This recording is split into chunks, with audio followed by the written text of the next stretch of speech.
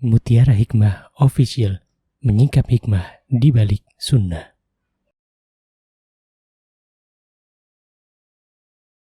Salurkan donasi terbaik Anda untuk mendukung dakwah Mutiara Hikmah Official.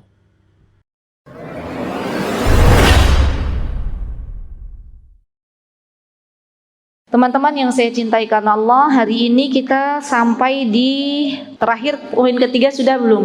Selesai ya? Sekarang poin ke-4. Baik, silakan dibuka kitabnya. Kalau mau buka bahasa Arab halaman 18, bukanya dari kanan. Kalau mau bahasa Indonesia, bukannya dari kiri, halaman 29. Saya bacakan dulu yang bahasa Arabnya. Min nawaqidil Islam ar-rabi' mani i'taqada anna ghairu hadyin nabi sallallahu alaihi wasallam akmalu min hadyihi au anna hukma ghairihi ahsanu min hukmihi kalladhi yufaddilu hukma at-tawaghit ala hukmihi fahuwa kafir. Baik, poin yang keempat ini teman-teman dijelaskan oleh Syekh bahwa siapa di antara hamba-hamba Allah yang dia memiliki i'taqada, memiliki keyakinan bahwa petunjuk Nabi kita Muhammad sallallahu alaihi wasallam akmal itu lebih sempurna daripada petunjuk-petunjuk yang lainnya. Jadi berkeyakinan bahwa petunjuk selain petunjuknya Nabi Muhammad SAW itu lebih sempurna daripada petunjuk beliau, dan juga berkeyakinan. Ini ada 2 poin. Apa mereka berkeyakinannya? Bahwa hukum yang mana di sini disebutkan at-tawaghit. Tawaghit itu jamak dari taghut, yaitu hukum-hukum selain Allah Subhanahu wa taala itu lebih utama, yufaddil. Ya, lebih utama. Kalau tadi yang awal lebih baik, kalau yang kedua lebih utama daripada petunjuknya Nabi kita Muhammad sallallahu alaihi wasallam, fahuwa kafir. Maka dia telah kafir. Begini teman-teman. Sekarang kita ketika mengatakan syahadat asyhadu alla ilaha illallah wa asyhadu anna Muhammadar Rasulullah, berarti di sini kita bersaksi bahwa Nabi kita Muhammad sallallahu alaihi wasallam adalah nabi kita. Nah, apa konsekuensi dari kita mengucapkan 2 kalimat syahadat asyhadu alla ilaha illallah wa asyhadu anna muhammadar rasulullah? Konsekuensinya adalah kita beriman bahwa Nabi kita Muhammad sallallahu alaihi wasallam diutus oleh Allah Subhanahu wa taala dengan membawa syariat yang sempurna. Itu konsekuensinya. Kalau ada orang bersyahadat asyhadu alla ilaha illallah wa asyhadu anna muhammadar rasulullah, dia meyakini bahwa Nabi Muhammad diutus oleh Allah, tapi dia membenci apa yang dibawa oleh Nabi Muhammad sallallahu alaihi wasallam, dia tidak menyukai apa yang dibawa oleh Nabi kita Muhammad sallallahu alaihi wasallam, apakah dia termasuk seorang yang muslim? Teman-teman, diragukan keislamannya. Karena memang konsekuensi dari syahadat asyhadu anna Muhammadar Rasulullah diantaranya teman-teman, nih, pertama asyhadu anna Muhammadar Rasulullah artinya apa ibu-ibu? Saya bersaksi bahwa Nabi kita Muhammad sallallahu alaihi wasallam adalah utusan Allah. Maka kita harus meyakini, pertama kita harus meyakini bahwa Rasulullah adalah siapa bu? Utusan Allah. Saya akan memberitahu ibu-ibu, ada kelompok yang mereka meyakini bahwa Rasulullah itu bukan utusannya Allah. Wahyu itu bukan diturunkan kepada Rasulullah. Kata mereka Allah itu ketika menurunkan wahyu harusnya kepada Ali, jadi kepada Rasulullah itu salah alamat katanya. Itu mereka mengatakan demikian. Dan mereka akhirnya apa? Mereka lebih mencintai Ali dibandingkan Rasulullah sallallahu alaihi wasallam. Nah, kita sebagai ahlu sunnah wal jamaah, ketika kita tahu dan kita membaca asyhadu anna Muhammadar Rasulullah, berarti yang pertama meyakini bahwa Rasulullah adalah utusannya, utusan Allah Subhanahu wa taala. Ibu-ibu yakin enggak kalau Allah itu nggak salah pilih? Yakin, seyakin-yakinnya. Berarti memang Nabi kita Muhammad SAW itu diutus oleh Allah, begitu ya? Ya. Kemudian yang kedua, apa yang mesti kita lakukan? Konsekuensi dari kita membaca asyhadu anna Muhammadur Rasulullah adalah meyakini apa-apa yang dibawa oleh Rasulullah. Ibu-ibu, ketika kita itu beriman bahwa Nabi kita Muhammad itu adalah utusan Allah, gak cukup sampai di sini. Tapi yang kedua adalah kita juga meyakini apa-apa yang dibawa oleh Rasulullah SAW. Dan apa-apa yang dibawa oleh Rasulullah itu wahyu dari Allah. Apa kata Allah Subhanahu Wa Taala? Wa ma yantiqu anil hawa. Rasulullah ketika menyampaikan kepada para sahabat, kepada kita semuanya umatnya, itu bukan dari nafsunya beliau, bukan, tapi itu adalah wahyu dari Allah Subhanahu wa Ta'ala. Jadi kita tahu apa-apa yang dibawa oleh Rasulullah SAW itu sesungguhnya wahyu dari Allah Subhanahu wa Ta'ala. Maka panduan hidup kita itu ada berapa, ibu-ibu? 2. Apa saja? Al-Quran dan hadis. Nah, hadis ini apa, ibu-ibu? Apa definisi hadis? Sabdanya Rasulullah SAW, ya kan? Nah, berarti kalau kita ahlu sunnah wal jamaah meyakini bahwa panduan hidup kita itu Al-Quran dan hadis, berarti kita secara langsung meyakini apa-apa yang dibawa oleh Rasulullah. Karena ini ada lagi, karena ada sebuah kelompok di mana mereka hanya berpanduan Al-Quran saja. Berarti kalau seperti itu percaya nggak dengan apa yang dibawa oleh Nabi kita Muhammad? Tidak. Dan kelompok ini sudah tersebar di Indonesia Raya. Ya, jadi mereka tidak meyakini apa-apa yang dibawa oleh Rasulullah. Padahal subhanallah ibu-ibu terkadang kita mulai belajar lagi. Misalnya, apa dalam Al-Quran misalnya? Wa aqimus shalah. Misal, aqimus shalah. Apa itu aqimus shalah? Mendirikan salat. Ini dalam Al-Quran ada wa aqimus shalah, mendirikan salat. Kalau kita hanya membaca Al-Quran saja wa aqimus shalah, maka bingung nggak, Bu? Salat itu seperti apa? Gitu kan? Di mana dijelaskan tentang perkara salat? Dalam hadis. Berarti apa-apa yang dibawa oleh Rasulullah SAW itu penting untuk kita. Karena yang dibawa oleh Rasulullah SAW itu sebagai penjelas dari Al-Quranul Karim. Insya Allah dimengerti ya. Ini insya Allah saya sudah pakai bahasa sesederhana mungkin. Ya. Baik ibu-ibu. Baik, yang ketiga, meyakini bahwa apa-apa yang dibawa, apa-apa yang disampaikan Rasulullah berasal dari Allah. Nah, tadi sudah dijelaskan. Apa dalilnya? Wa ma yantiqu 'anil hawa in huwa illa wahyu yuha. Terakhir, ibu-ibu, ini yang berhubungan dengan kita. Meyakini bahwa hukum yang dibawa oleh Rasulullah sallallahu alaihi wasallam adalah hukum yang terbaik. Terakhir, yang keempat, nah ini dia. Meyakini, kan sudah meyakini bahwa Rasulullah adalah utusan Allah, meyakini apa-apa yang dibawa oleh Rasulullah, meyakini bahwa apa-apa yang disampaikan Rasulullah berasal dari Allah, meyakini bahwa apa-apa yang dibawa oleh Rasulullah syariat adalah yang terbaik dan berhukum dengannya. Dah 4 aja.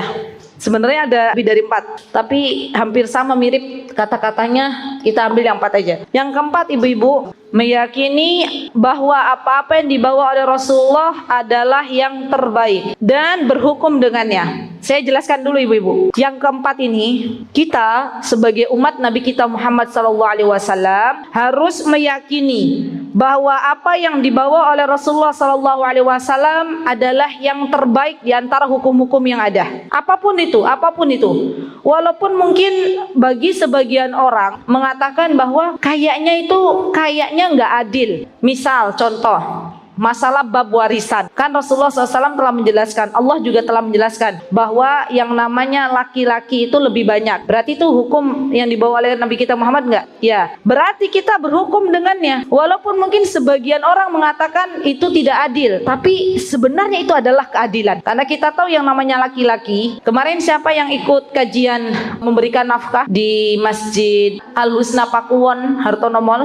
Saya baru dapat faidah, ternyata nih ibu-ibu, tugas laki-laki, tugas suami kita itu diantaranya adalah menafkahi istrinya, menafkahi anak-anaknya, menafkahi ibunya, menafkahi adiknya atau kakaknya yang perempuan kalau dia sudah tidak ada yang memberikan nafkah, dan juga menafkahi mertuanya kalau mertuanya sudah tidak ada lagi yang menafkahi. Banyak nggak kira-kira yang menjadi tanggungan suami kita? Banyak kan? Kalau anaknya 11 berarti 12 sama istrinya. Belum mertuanya 13, belum ibunya 14, belum kakak adiknya. Banyak. Dan itu ternyata adil, ya kan? Kenapa Allah Subhanahu wa taala mengatakan bahwa yang namanya warisan itu adalah lebih besar laki-laki dapatnya? Karena memang mereka, kalau mereka paham, maka mereka itu akan menafkahi banyak sekali wanita. Subhanallah. Atau misalnya, apa biasanya ibu? Nanti insya Allah ada apa biasanya hukum yang dibawa oleh Rasulullah SAW yang kita itu berat mengamalkannya. Misalnya apa?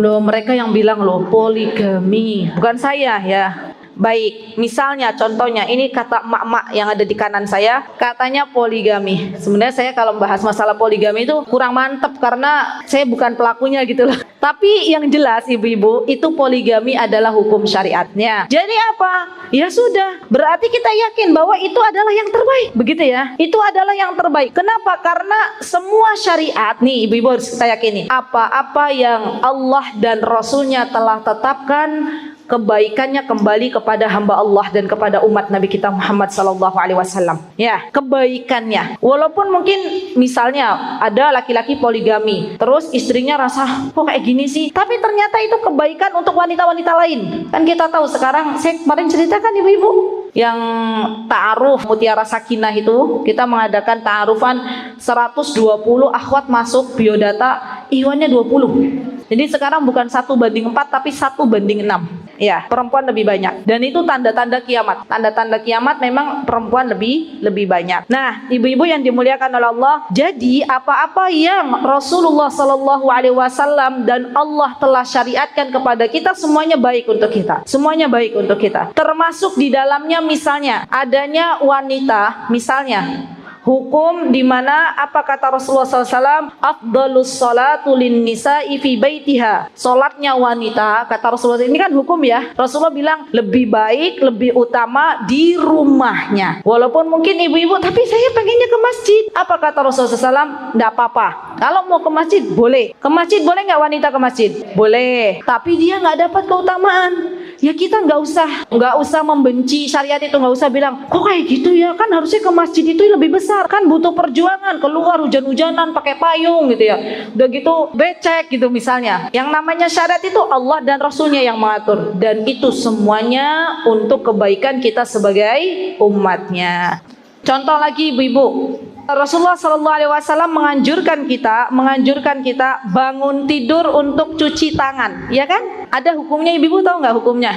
Bangun tidur cuci tangan. Itu ternyata apa kebaikannya di balik bangun tidur cuci tangan? Barangkali ketika kita tidur tangan kita tidak tahu kenapa, ya kan? Dan subhanallah, syariat telah menjelaskan jauh dari berabad-abad tahun yang lalu bahwa yang namanya cuci tangan itu telah dianjurkan oleh Rasulullah SAW, terutama ba'da atau bangun tidur.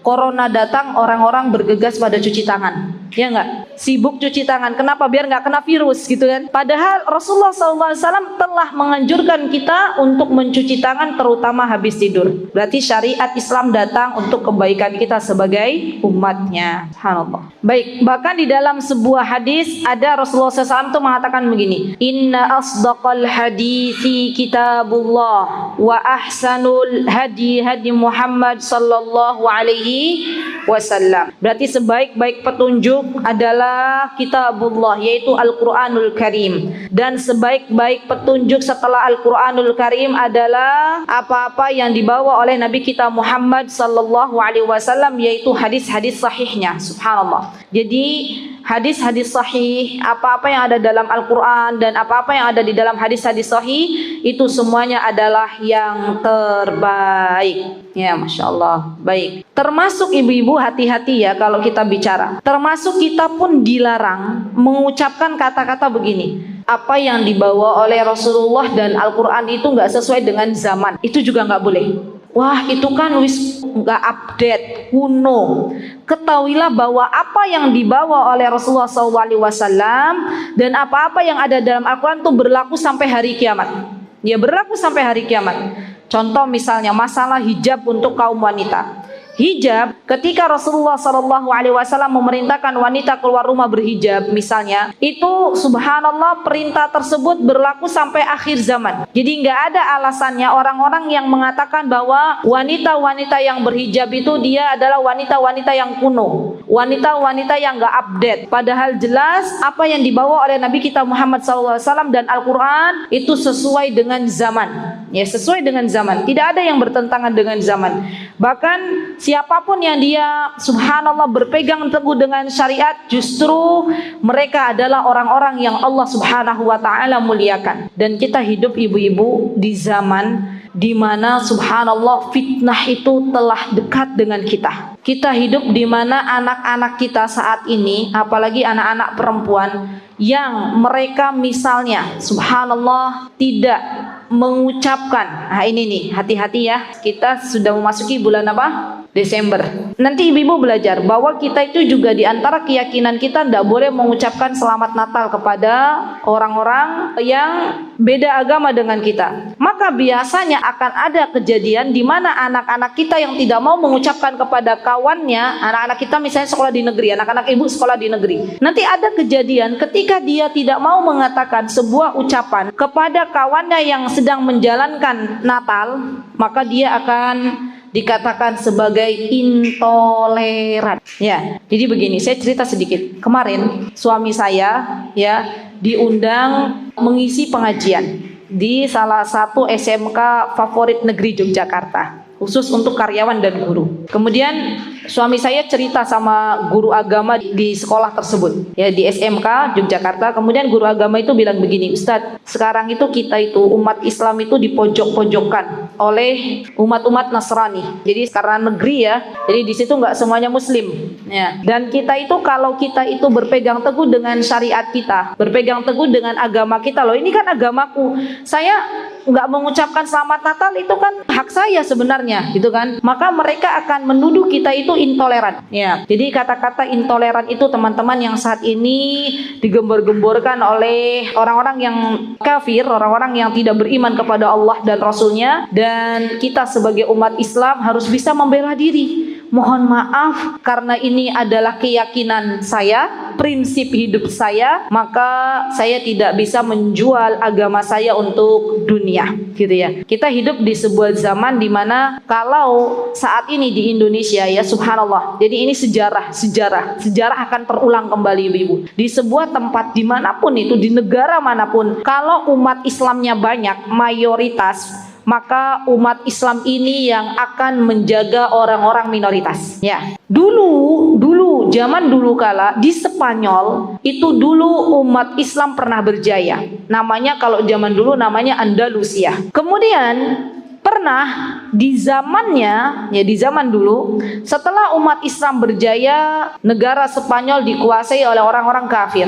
Apa yang terjadi ketika umat Islam minoritas? Yang terjadi dalam waktu 2 hari umat Islam dikeluarkan dari negara Spanyol. Subhanallah. Jadi ibu-ibu kita bisa katakan kepada mereka yang senantiasa menggembor-gemborkan, syariat kamu itu mengungkung wanita-wanita di rumah, syariat kalian itu kalau Ramadan biar buat kalian kelaparan misalnya. Kita katakan, karena ada sebagian surat yang begitu. Jadi Islam itu katanya agama yang memberatkan umatnya, harus berwudu 5 kali. Kalau kemana-mana perempuannya nggak bisa pamer rambutnya.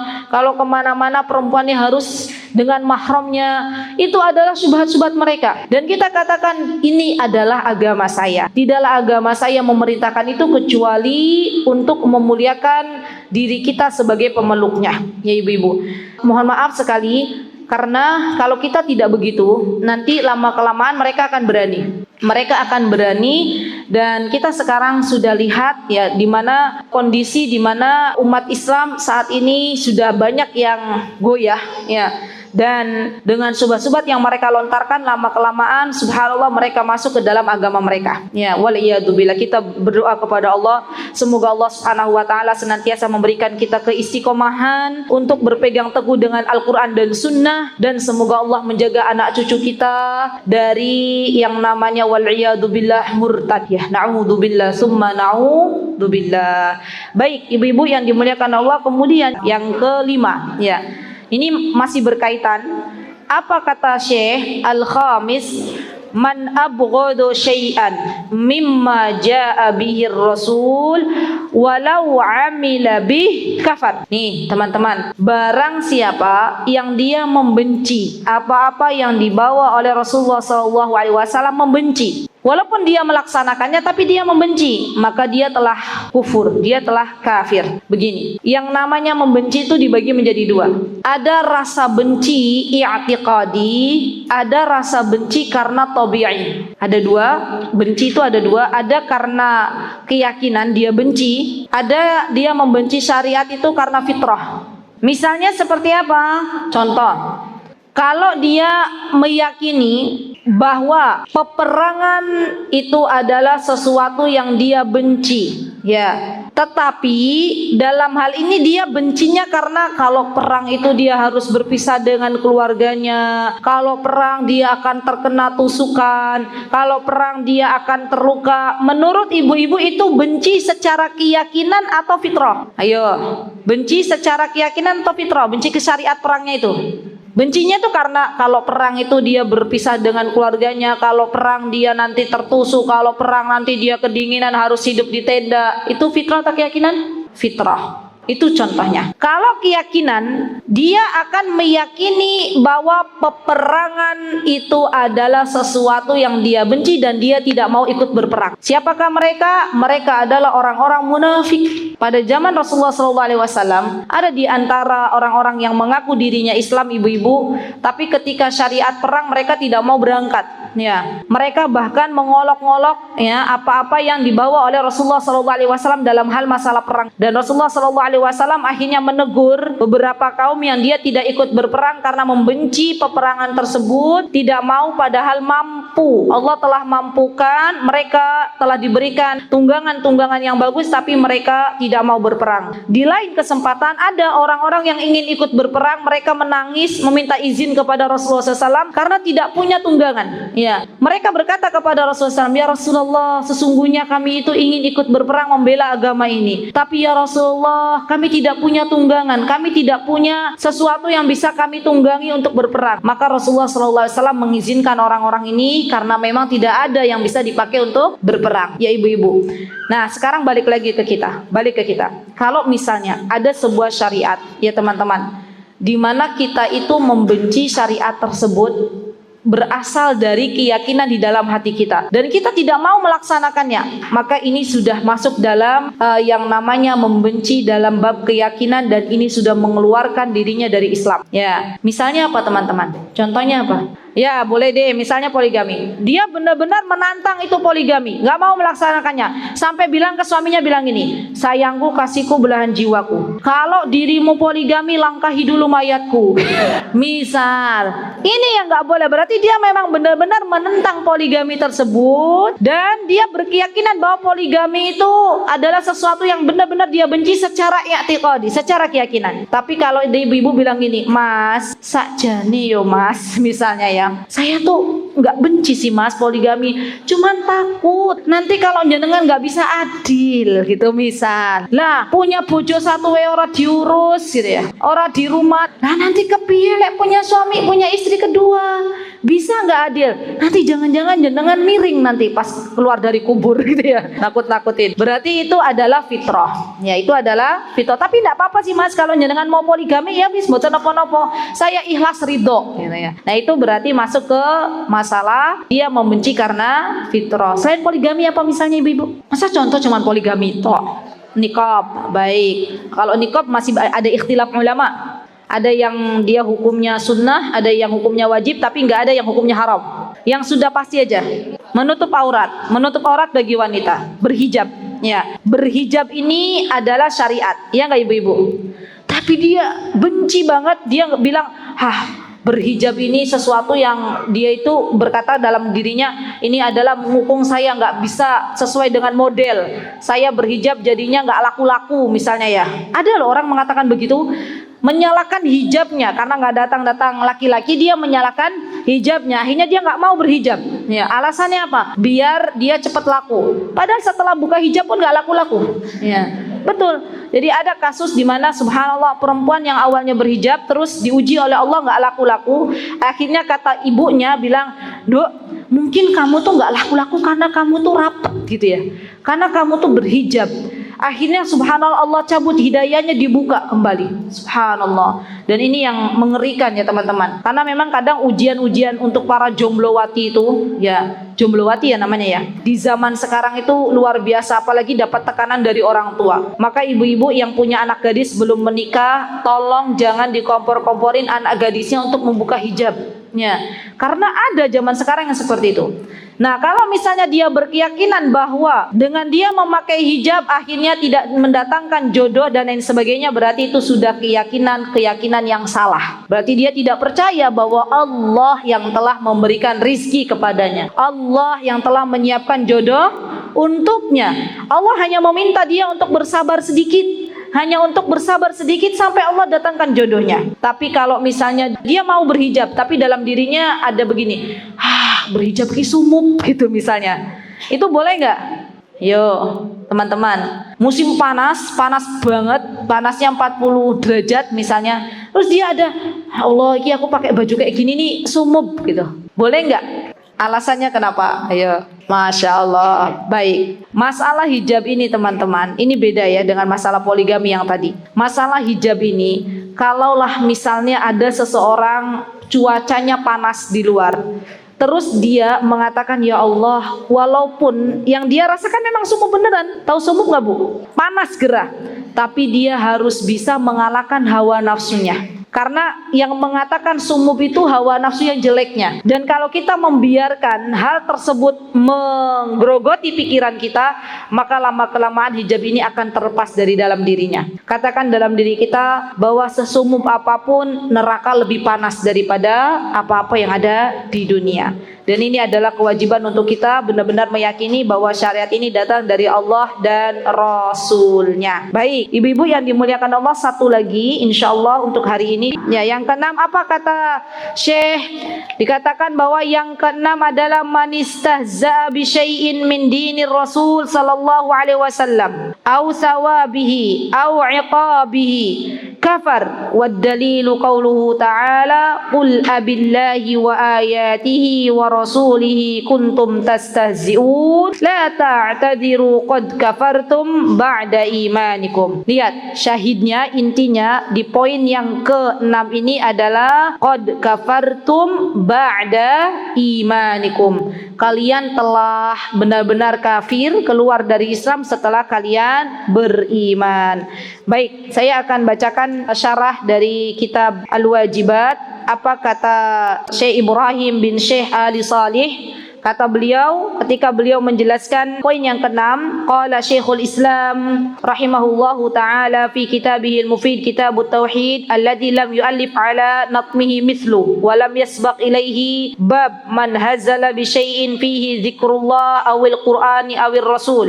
Thumma dzakara Syekh al-Imam hadhil ayatil karimah. Kata beliau kemudian Syekh menyebutkan untuk poin yang ke-6 ini sebuah qaul atau perkataan an Ibni Umar wa Muhammad bin Ka'ab dakhala haditsu ba'dhum fi ba'd annahu qala rajulun fi ghazwati Tabuk. Lihat teman-teman, ini di antara contoh di mana dulu ada para sahabat yang mengejek sahabat. Ini kisah nyata. Apa kisahnya? Kata mereka ketika mereka berada di peperangan Tabuk, ya ghazwatu Tabuk, ada seorang laki-laki yang mengatakan begini, ma ra'aina mislu qurra'ina haula'i arghabu butunan wala akdhabu alsinan wala ajbanu 'inda liqa, yakni Rasulullah sallallahu alaihi wasallam wa ashabihil qurra. Kata mereka ada salah satu laki-laki, dia berkata begini, tidak ada yang pernah kita lihat seseorang yang dia itu lebih buncit perutnya, katanya ya,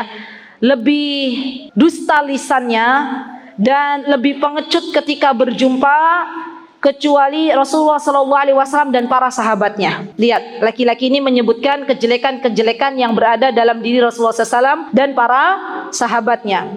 Maka faqala lahu Auf bin Malik, maka Auf bin Malik yaitu seorang sahabat berkata, kadzabta, kamu telah berbohong wahai laki-laki yang mengucapkan demikian. Walakinnaka munafik, kata Auf bin Malik kepada laki-laki yang mengejek Rasulullah SAW dan para sahabatnya dengan mengatakan memiliki perut yang buncit, lisannya berbohong, kemudian di sini seorang yang pengecut. Maka kata Auf bin Malik, kamu itu munafik. La akhbaranna Rasulullah sallallahu alaihi wasallam, kata Auf bin Malik, saya siap untuk melaporkan perkataanmu kepada Rasulullah sallallahu alaihi wasallam. Fadhahaba Aufun ila Rasulillah sallallahu alaihi wasallam liyukhbirah, maka Auf pun pergi ibu-ibu kepada Rasulullah SAW untuk mengabarkan perkataannya laki-laki ini. Fawajadal Quran qad sabaqahu, subhanallah. Kemudian sebelum Auf bin Malik berjumpa dengan Rasulullah SAW, maka Allah telah mewahyukan kepada Rasulullah SAW kejadian seorang laki-laki ini. Keren dah, Masya Allah. Maka faja'a dzalika ar-rajul ila Rasulillah SAW wa qad irtahala wa rakaba naqatah. Dan Rasulullah SAW ketika didatangi oleh laki-laki ini, oleh Auf bin Malik, maka Rasulullah waktu itu keadaannya sudah menaiki unta, sudah menaiki kendaraan. Faqala ya Rasulullah, kata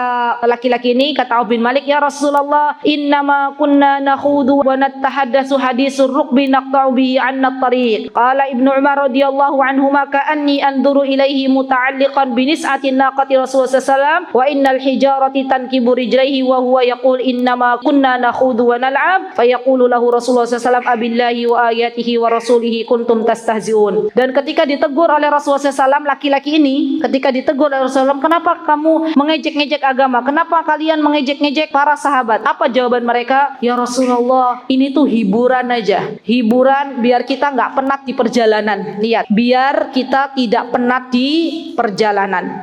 Berarti ibu-ibu hati-hati dengan bercanda, hati-hati dengan ucapan. Karena laki-laki ini ketika ditanya oleh Rasulullah SAW, ternyata katanya dia bilang ini adalah sebuah candaan saja. Candaan yang membawa akhirnya mengejek agama, mengejek Rasulullah SAW, mengejek para sahabat, itu tidak diperbolehkan. Atau contoh misal begini, na'udzubillah summa na'udzubillah, ada sebagian orang yang mengatakan bahwa yang berjenggot itu seperti kambing. Pernah kan Bu? Wah, itu jenggotan kayak kambing. Berarti itu juga sama mengejek-ngejek agama. Jenggot itu asalnya dari mana? Memelihara jenggot itu siapa yang menyuruh memelihara jenggot? Rasulullah SAW. Maka nggak boleh kita ikut-ikutan canda-candaan. Oh, berarti kalau kita ikut candaan, dia itu berjenggot kayak kambing, berarti secara tidak langsung dia mengejek Rasulullah SAW. Dan ini tidak diperbolehkan di dalam agama ini. Kalau misalnya suami panjenengan semuanya belum berjenggot, misal, ya, maka lebih baik lisan kita ditahan. Tidak usah mengucapkan sesuatu yang akhirnya keluar dari Islam. Na'udzubillah summa na'udzubillah. Tapi tetap nanti ibu-ibu keluar dari agama Islam itu ada syarat dan ketentuannya berlaku. Ibu-ibu jangan sampai ada yang baru bilang, wah, ada orang berjenggot itu kayak kambing, terus ibu-ibu langsung bilang, kamu murtad. Jangan, ya, jangan seperti itu. Karena yang namanya mengeluarkan seseorang dari Islam itu banyak sekali syarat-syarat dan ketentuannya yang berlaku. Apakah dia memang sudah tahu ilmunya? Apakah memang dia sudah pernah mendengar apa konsekuensi dari mengatakan hal tersebut? Terus kita cari. Dan kita tidak boleh bermudah-mudahan mengkafirkan seseorang sebelum kita mengetahui secara benar. Baik, kemudian teman-teman yang dimuliakan oleh Allah Subhanahu wa taala, wa amma qaulu man qala innahum kafaru ba'da imanihim bilisanihim ma'a kufrihim awalan biqulubihim faqad raddahu Syekhul Islam Ibnu Taimiyah fi Fathul Majid. Ada kitab namanya Fathul Majid. Fathul Majid itu teman-teman boleh baca syarah kitab tauhid namanya Fathul Majid. Ini bagus juga.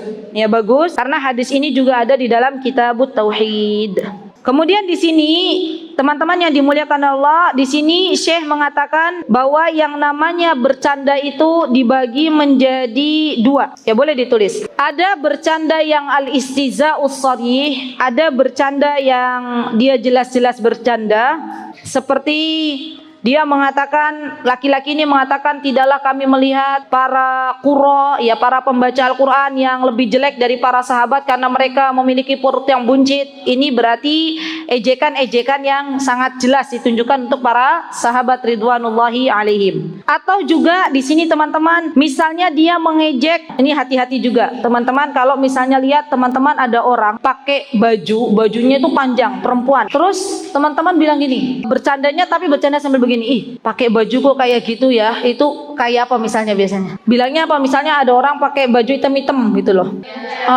Misalnya, wah itu nyenengan kayak ninja gitu loh. Subhanallah, itu pun tidak boleh. Karena syariat yang seperti berniqab, syariat memakai baju, itu juga datangnya dari Allah dan Rasulnya. Maka balik lagi jaga lisan kita. Baik, yang kedua adalah ghairus sharih, yang tidak terlihat atau tidak. Kalau as-sharih itu yang jelas, kalau ghairus sharih yang tidak jelas, apa bahasanya? Samar-samar. Wa huwal bahrul ladzi la sahil lahu, mithlu ar-rumzu bil 'ain wa ikhrajul lisan wa maddus syafah wal ghamzu bil yad 'inda tilawati kitabillahi aw sunnati Rasulillah sallallahu alaihi wasallam aw 'inda amru bil ma'ruf 'anil munkar wa hadza aidan kufur. Misal contohnya, ini juga nggak boleh. Mengejek tapi samar. Misalnya, teman-teman lagi sama temannya berdua, terus lihat ada orang lewat pakai hitam-hitam, terus kita memincingkan mata begini gitu loh, tapi hanya pakai mata aja, gerakan aja, isyarat, tapi sebenarnya ejek matanya dia dikedip-kedipkan tuh mengejek itu dia, bajunya kok kayak gitu banget, kuno gitu ya, itu juga sama, tidak boleh. Jadi baik itu dengan perkataan itu seperti tadi para sahabat berkata bahwa para sahabat itu dia tidak lebih baik ya, sama saja dengan orang yang begini-begini, ataupun dengan pincingan mata, itu juga tidak boleh. Atau dengan tangan, gerakan tangan, lihat, itu juga nggak boleh. Ya sama, ejekan baik dengan perkataan ataupun dengan gerakan tangan atau isyarat mata, itu semuanya tidak diperbolehkan. Bahkan subhanallah teman-teman, Allah subhanahu wa ta'ala zat yang tidak memperbolehkan kita semuanya untuk mengejek kaum muslimin. Kita semuanya bersaudara dan tidak boleh kita saling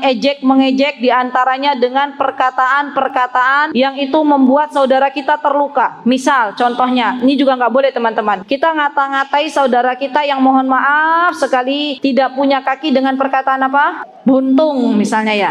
Wah ada buntung, itu nggak boleh. Boleh kita mengatakan ketidaksempurnaan seseorang dari fisik kalau untuk menjelaskan, membedakan antara fulan dan fulan itu diperbolehkan. Atau untuk menyebutkan alamat. Oh kalau Abdullah banyak di Godean, Abdullah yang mana? Abdullah yang kakinya satu. Oh Abdullah yang kakinya satu ada di Puri Indah misalnya, itu diperbolehkan. Tapi kalau mengejek-ngejek, apalagi misalnya subhanallah mengejek agama ini dengan jelas, ya maka tidak diperbolehkan. Hati-hati teman-teman, di zaman dimana sekarang itu ada sebagian umat, ya sebagian komunitas di mana mereka berani mengejek ibunda Aisyah radhiyallahu anha. Mereka mengejek Umar bin Khattab, mereka mengejek Abu Bakar As-Siddiq radhiyallahu anhu. Maka jelas orang-orang yang seperti ini, mereka walaupun mengaku diri mereka sebagai muslim, tetapi mereka sudah jauh dari Islam, wal'iyadu billah. Dan hati-hati teman-teman yang saya cintai karena Allah, kalau teman-teman melihat ceramah-ceramah di televisi. Karena ibu-ibu, bukan saya nggak boleh ibu-ibu belajar agama dari TV. Karena yang di TV itu subhanallah terkadang mengata-ngatakan atau dia menyampaikan sebuah pelajaran agama tapi membingungkan. Paham enggak? Membingungkan, bahkan naudzubillah summa naudzubillah menyesatkan. Maka hati-hati, kita hidup di zaman di mana kebenaran itu terlihat samar-samar, ya. Kesalahan dibenarkan, kebenaran disalahkan. Kita banyak-banyak berdoa. Apa doa kita? Allahumma arinal haqqa haqqa warzuqna tiba'ah wa arinal batila batila warzuqna tinaba. Kita memohon kepada Allah Subhanahu wa taala petunjuk. Kita memohon kepada Allah Subhanahu wa taala agar hati kita diberikan keistiqomahan oleh Allah Subhanahu wa taala. Itu yang bisa saya sampaikan. Semoga 3 poin ini menjadi acuan untuk kita berhati-hati dalam menjaga lisan kita, berhati-hati untuk tidak mengejek saudara-saudara kita sesama muslim, karena sesungguhnya kita adalah bersaudara. Wallahu taala alam. Aqulu qauli hadza wastaghfirullah li wa lakum wa akhiru da'wana alhamdulillahi rabbil alamin. Wassalamualaikum warahmatullahi wabarakatuh. Mutiara Hikmah Official, menyingkap hikmah di balik sunnah.